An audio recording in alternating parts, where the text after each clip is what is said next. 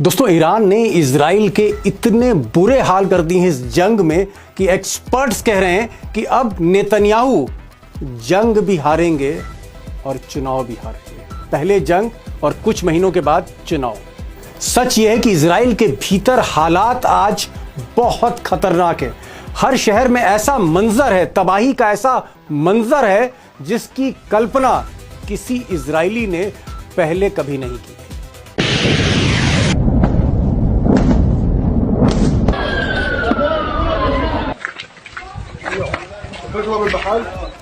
अब दोस्तों, इजराइल के भीतर जो हालात हैं ये वहां की मीडिया या विदेश की मीडिया नहीं बयान कर रही है। ये हालात इजराइल के आर्मी चीफ, जो आर्मी प्रमुख हैं, वो बयान कर रहे हैं। नेता विपक्ष वो बयान कर रहे हैं। यायर लेपिड जो नेता विपक्ष हैं वो बता रहे हैं कि इजराइल में सब कुछ ध्वस्त हो चुका है, सिस्टम कोलैप्स कर रहा है। उनका कहना है कि जिस आयरन डोम सुरक्षा कवच का सबको नाश था, वो सुरक्षा कवच ईरान ने ध्वस्त कर दिया है। जहां चाह रहा है दुश्मन वहां मिसाइलें गिर रही हैं। इजराइल के हर शहरों में तबाही है।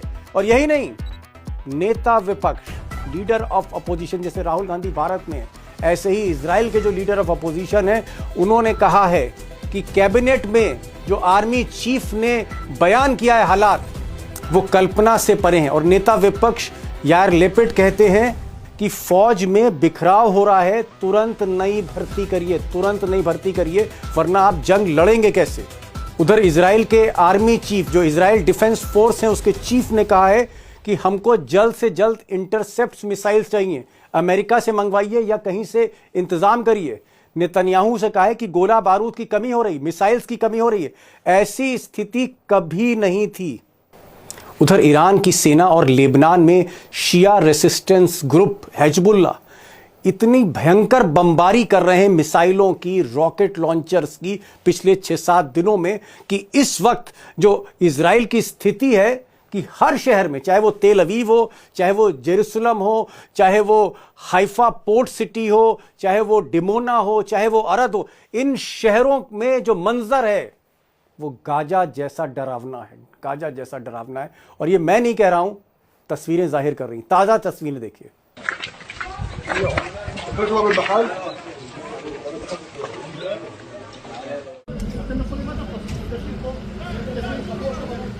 अब दोस्तों, मेरा ये मानना है कि इंसान चाहे ईरान में उसकी जान जाए या लेबनान में जान जाए या फिर इजराइल में जान जाए, इंसान इंसान है। और मुझे लगता है कि जान माल का नुकसान कहीं नहीं होना चाहिए। और इजराइल में जो कुछ हो रहा है, जिस लेवल पर, जिस आप कह सकते हैं पैमाने पर तबाही है, उसकी कल्पना जब से इजराइल बना किसी ने नहीं की होगी।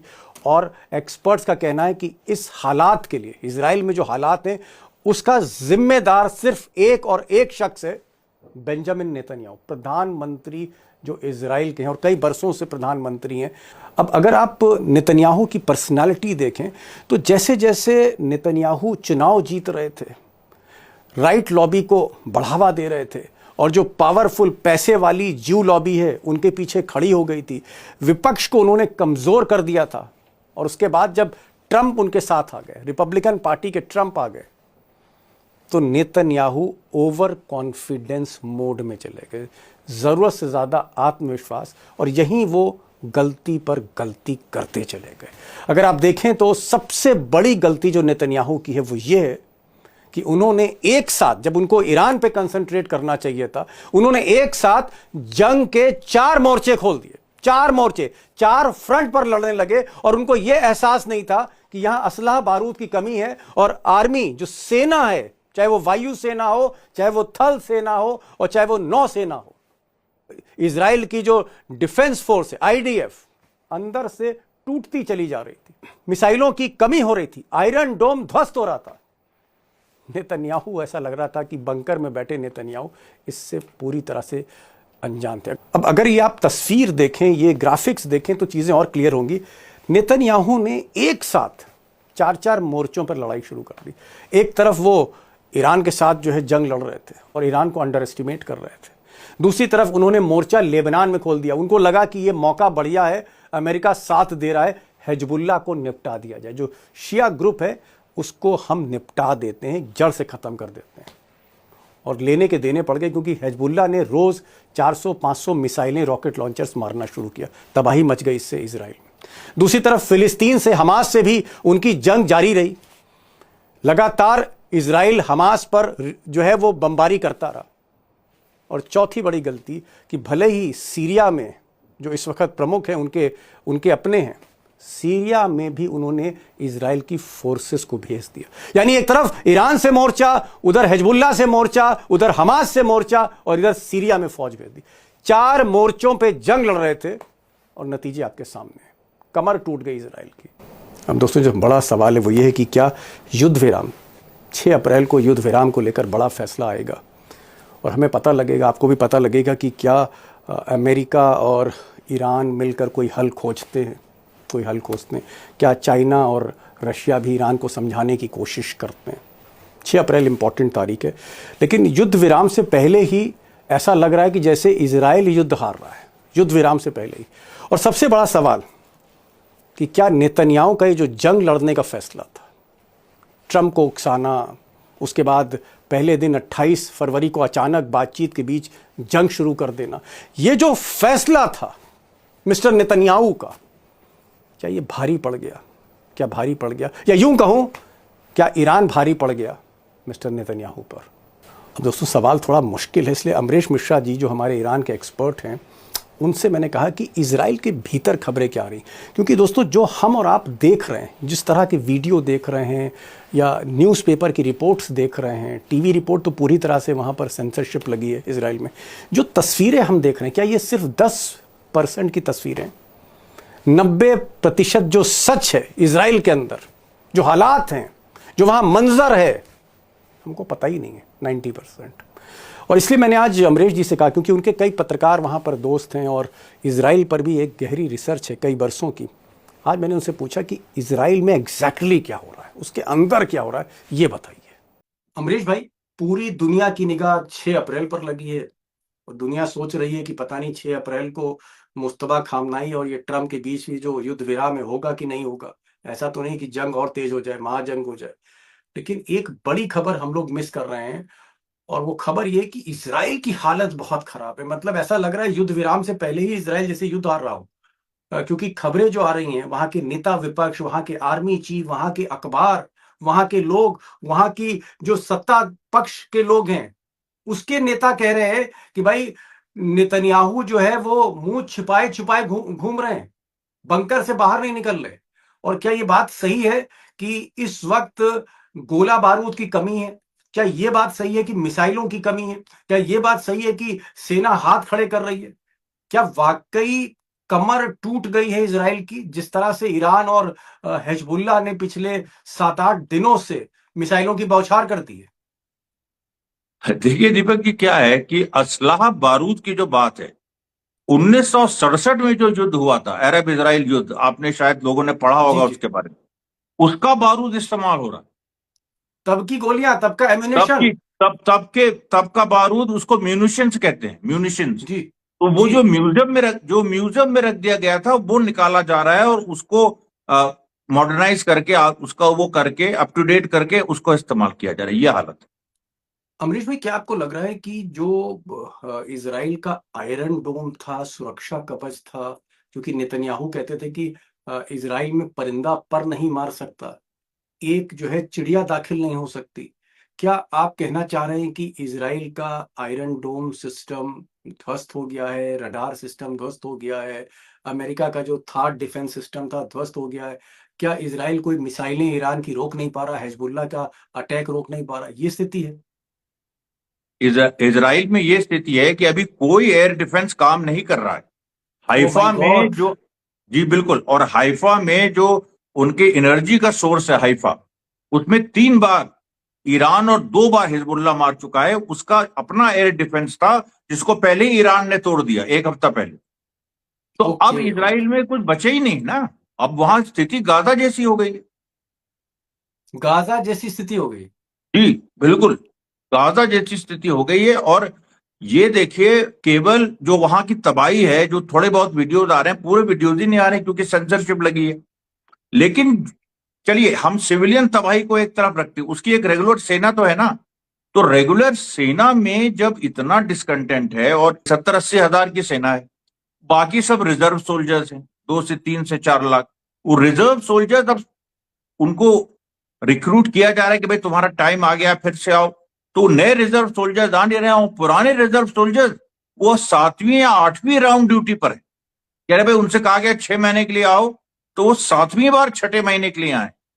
ओहो ओहो तो बड़ी बुरी ओहो। स्थिति है ना। और उसके मतलब बाद आप कह रहे हैं कि जो रेगुलर आर्मी इजराइल में है उसकी संख्या ज्यादा नहीं, ज्यादातर वॉलेंटियर्स हैं। यानी पब्लिक को आर्मी की ट्रेनिंग दी जाती है और जब युद्ध होता है तो पब्लिक जो आर्म्ड ट्रेंड है वो उतरती है युद्ध के मैदान वो में। उतरती, बिल्कुल बिल्कुल, वो उतरती। यही वहां का तरीका है। और इसी, लेकिन क्या हुआ कि जो हमास से 2 साल की जंग चल गई, इस जंग ने वैसे ही तोड़ दिया उनकी आर्मी को, और उनके जो रिजर्व फोर्सेज हैं उन्होंने वापस जब वो जाना नहीं चाह रहे, अब उनको कहा जा रहा है कि तुम हिजबुल्लाह लेबनान में घुसो। अब नहीं लेबनान नहीं, में वो एक मिनट। घुस रहे हैं, वहां बहुत हिजबुल्लाह मार रहा है। ठीक है, आप कह रहे हैं दो मोर्चे खुल गए, एक तरफ लेबनान से हिजबुल्लाह फायर कर रहा है, ईरान से जो है वो ईरान की इस्लामिक सेना फायर कर रही है, दो तरफा अटैक हो रहा है और सुरक्षा कवच टूट चुका है, इसलिए मनचाही जगह पर मिसाइल जो है वो लग रही है, इमारतें गिर रही हैं, अस्पतालों में बिस्तरों की कमी पड़ गई है, डॉक्टर बाहर से बुलाए जा रहे हैं। ठीक है, मैं सारी बात समझ गया। लेकिन आप जो असलहा बारूद की बात कर रहे हैं कि साहब 1966 के 1970 के जो है गोली बारूद इस्तेमाल हो रहे हैं, भाई अमेरिका दुनिया का सबसे बड़ा मैन्युफैक्चरर है, उससे ज्यादा उत्पादन कोई करता नहीं, दुनिया भर में अमेरिका की सप्लाई है। और इसराइल तो अमेरिका की गोद में बैठा है, तो अमेरिका इस जंग के समय में असलहा क्यों नहीं दे रहा, मिसाइल क्यों नहीं दे रहा अमेरिका? अरे दीपक जी, ये बताइए कि अमेरिका अपने को देखे कि इजराइल को देखे, ये आप तय करो। मतलब मतलब मतलब ये है कि जो अमेरिका की मिसाइल्स खत्म हो रही हैं, उसको क्राइसिस हो रही है। पेंटागन बार बार कह रहा है कि हम लोग मिडिल ईस्ट में कमजोर पड़ गए हैं। तो ओके। उसमें अमेरिका के पास थार्ड मिसाइल्स नहीं है, उसके पास रडार सिस्टम्स खत्म हो गए हैं उसके। तो वो खुद ही ढूंढ रहा है पूरी दुनिया में कि हम कहाँ से, हमारा अगर यहाँ डिप्लॉयड हो तो इसको बुलाओ, वहां से इसको ऐसे करो वैसे करो। वो इजराइल की सुनेगा इस समय? मतलब आप कह रहे हैं कि अमेरिका के पास खुद ही सप्लाई कम हो रही है, असला की, बारूद की, मिसाइल की, एयर डिफेंस सिस्टम की, तो वो इसराइल की कैसे भरपाई करेगा, ये आप कहना चाह रहे हैं? और क्या, बिल्कुल, स्पेशली एयर डिफेंस के मामले में कैसे करेगा, है ही नहीं। एक जी, एक चीज और, जो वहां के नेता विपक्ष हैं, जैसे भारत में राहुल गांधी है, वहां पर जो ये यार लेपिड हैं, इन्होंने कहा है कि बहुत विकट स्थिति है, इमरजेंसी स्थिति है, और आर्मी की चीफ कह रहे हैं कि भाई अब हम बहुत दिन तक युद्ध नहीं लड़ सकते, जल्दी आप भर्ती करिए, सेना का विस्तार करिए, हमको असलाह बारूद ला के दीजिए। क्या आपको लगता है कि इतने शॉर्ट नोटिस पर इजराइल में भर्ती हो पाएगी, 15 दिन के अंदर या 20 दिन के अंदर, या इस प्रोसेस में टाइम लगता है? और दूसरा, अगर अमेरिका के पास शॉर्टेज है असलहे की, तो क्या ब्रिटेन से, जर्मनी से, वहां से असलहा नहीं मिल सकता इस वक्त इसराइल को? देखिए, यूरोप ने असलाहों पे काफी, यूरोप जैसे स्पेन ने, पोर्चुगल ने रोक लगा दी है कि हम इजराइल को असलाह नहीं देंगे गाजा की वजह से। दूसरा, जर्मनी और ब्रिटेन ने सीमित कर दिया है, फ्रांस ने भी सीमित कर दिया है, बहुत ओके। सारे शिपमेंट रोक दिए। तो अब ऐसी स्थिति में इजराइल के पास और कोई विकल्प ही नहीं बचा है, सिवाय इसके कि वो पुरानी चीजों का इस्तेमाल करे, उन्हीं को रिसाइकिल करे, या फिर युद्ध से पीछे जी, हटे। और जो और क्या भर्ती की ऑप्शन? बात है, क्या जो जो आर्मी की चीफ वहां के कह रहे हैं कि भाई, जो जमीर उनके आर्मी चीफ हैं, वो कह रहे हैं कि जल्दी भर्ती करिए, और ये बात उन्होंने नेतन्याहू की कैबिनेट में कहा है जाके खुद, जो खबरें बाहर आ गई हैं। क्या 15-20 दिन में भर्तियां नहीं हो पाती? बहुत लॉन्ग प्रोसेस है ये भर्ती का। देखिए, अभी तक इजराइल में भर्तियां जल्दी हो जाया करती थी, इस बार समस्या आ रही है। अब 4 लाख सोल्जर इनको रिजर्व में रेस करने हैं, लेकिन वो 4 लाख इनको मिल ही नहीं रहे। क्यों? क्योंकि देखिए, इजरायली समाज में एक झगड़ा बहुत दिनों से चल रहा है। जो वहां की अल्ट्रा ऑर्थोडॉक्स कम्युनिटी है, हरेदी, वो कह रहे हैं कि धर्म के हिसाब से हमें आर्मी में सर्विस करना मना है। और जो नॉन हरेदी हैं, जिसको आप सेकुलर इजरायली कह लीजिए, वो जायनिस्ट वो भी हैं, लेकिन वो धर्म को उस तरह से नहीं मानते। तो उनका कहना है कि अगर ये लोग नहीं लड़ेंगे जो ऑर्थोडॉक्स हैं, तो हम क्यों लड़ें? तो ये क्या जो जनता, जी क्या जनता जनता के बीच में भी डिवीजन है। विरोध है? जनता के बीच डिवीजन है, विभाजन, ओके। क्लैरिटी नहीं है। और एक हिस्सा देखिए, ये हो गया एक विभाजन जो हरेदी और नॉन हरेदी में। दूसरा विभाजन है नेतन्याहू, प्रो नेतन्याहू और एंटी नेतन्याहू। तो ये जो जी। दो तरह के विभाजन है, एक वैचारिक विभाजन कह लीजिए उसको, एक राजनीतिक विभाजन, इससे इजराइल की और समस्या पैदा हो रही है। और जो सैनिक हैं उनका मोरल डाउन हो रहा है। तो मोरल जो डाउन हो रहा है। रिजर्व आने नहीं चाह रहे और जो सर्व कर रहे हैं वो वापस जाना चाहते हैं। अमरीश भाई, आपका क्या कहना है कि नेतन्याहू जो इतने एक्सपीरियंस्ड पॉलिटिशियन है, इतने बरसों से वो प्रधानमंत्री इजराइल के हैं, विपक्ष की उन्होंने कमर तोड़ रखी है, ट्रम्प जैसे उनका साथ मिला हुआ है, क्या मिस्टर नेतन्याहू इतना अनुभव होने के बाद गलती कर गए, ब्लंडर कर गए? क्या उन्हें लग रहा था कि ये 10 दिन के अंदर सब कुछ युद्ध खत्म हो जाएगा और वो दोबारा चुनाव जीत जाएंगे? क्या एक बड़ा मिस कैलकुलेशन हुआ नेतन्याहू से? देखिए, नेतन्याहू जब पिछली बार चुनाव जीते तो उनके साथ बहुत सारी ऐसी पार्टियां आ गई जो कभी उनके साथ नहीं थी। उसके बाद विपक्ष कमजोर हो गया, उनका वो ओवर कॉन्फिडेंस का ओवर कॉन्फिडेंस का शिकार हो गए। शिकार हो गए। और उनको ये लगने लगा कि जो मैं कर रहा हूं वो सही है। और ये ओके। काफी हद तक एक स्थिति मिलती है भारत से। तो कहने के मेरा मतलब ये है कि वो एक्चुअली अब ऐसे ऐसे डिसीजन लेने लगे। फिर ट्रम्प सत्ता में आ गए, और जब ट्रम्प सत्ता में आए तो उनको लगा कि अब सबसे बढ़िया मौका है कि हम अपने सपने को ग्रेटर इजराइल की बात करने लगे, हम उसको वाकई ईरान को चरितार्थ उखाड़ करने देंगे। लगे। हाँ, उसको और उसको इम्प्लीमेंट भी करने लगे। सीरिया में घुस गए। सीरिया में सेना भेजने का क्या मतलब था? अभी जब जब वहां का जो नया वहां का प्रेसिडेंट है जुलानी, वो तुम्हारा ही आदमी है, तो उसको वहां सेना भेजने का क्या मतलब था? मतलब ऐसी ऐसी चीजें हो रही जिसपे मतलब विश्वास आप कह करना रहे मुश्किल। हैं कि नेतन्याहू फिलिस्तीन में भी लड़ रहे थे, नेतन्याहू लेबनान में भी लड़ रहे हैं हिजबुल्लाह से, नेतन्याहू सीरिया में भी सीरिया घुस में भी गए। फौज भेज रहे, और नेतन्याहू ईरान में भी लड़ रहे हैं। सारे हाँ, मोर्चे खोल दिए एक ही समय पे। सारे मुल्क। अरे वो तो बहुत कॉन्फिडेंस से कहते हैं कि हम 7 फ्रंट की लड़ाई लड़ रहे हैं। वो इराक भी जोड़ देते हैं, यमन भी जोड़ देते हैं, पता नहीं एक देश और जोड़ देते हैं इमेजिनरी।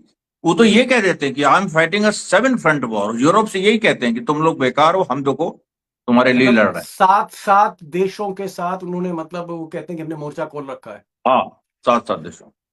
फाइनल क्वेश्चन, क्या आपको लगता है कि ये जो युद्ध है, जैसे आपने कहा आज हालत बताई, हालांकि इसराइल के बारे में दोस्तों मैं कहना चाहूंगा कि बहुत सी खबरें हम लोग तस्दीक नहीं कर पाते हैं, हम वेरीफाई नहीं कर पाते, क्योंकि इसराइल से खबरें आती नहीं। कुछ वीडियोस आते हैं, कभी कभी कोई नेता विपक्ष कुछ बयान दे देता है, तब हम लोग उसको असेस करते हैं। तो सबसे पहले हम लोगों की मजबूरी भी समझिए, चाहे अमरीश जी हो चाहे बाकी मीडिया हो, खबरें इसराइल से नहीं आती जिस तरह से खबरें ईरान से आ जाती हैं, अमेरिका से आ जाती हैं। सेंसरशिप है, लेकिन उसके बावजूद जो वहां के नेता विपक्ष कह रहे हैं कि वहां पर इमरजेंसी जैसी स्थिति है, इजराइल का जो ढांचा है उसकी बुनियाद हिल गई है।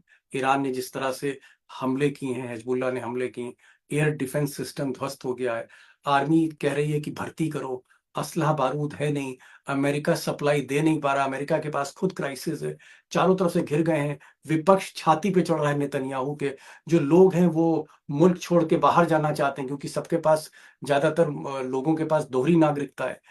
बहुत बड़ा क्राइसिस है। क्या आपको लग रहा है, लास्ट क्वेश्चन अमरीश भाई, कि इजराइल पहले से ज्यादा कमजोर हो जाएगा और अब ये जो युद्ध है, इसका रिमोट कंट्रोल, इस युद्ध की जो लगाम है, वो अब मुस्तफा खामनेई के हाथ में आ चुकी है? मुस्तफा खामने के हाथ में लगाम आ चुकी है। ये नेतन्याहू की एक तरह से लास्ट बैटल है जिसमें वो हारेंगे। और आप देखिएगा, अगर ये सरवाइव करते हैं इस लड़ाई, इस जंग को, तो चुनाव में जो जंग, एक दूसरी जंग होगी, उसमें तो शर्तियां हारेंगे। ओ माय अब गॉड। उनके फिर से चुन के आने की कोई उम्मीद नहीं। Okay, okay, okay. बड़ी बातें अमरीश जी ने कही, बहुत सीरियस नोट पे कही। उन्होंने कहा कि आखिरी बैटल होगा नेतन्याहू का, आखिरी युद्ध होगा, और एक ऐसा युद्ध होगा जिसमें दोहरी हार मिलेगी, डबल डिफीट।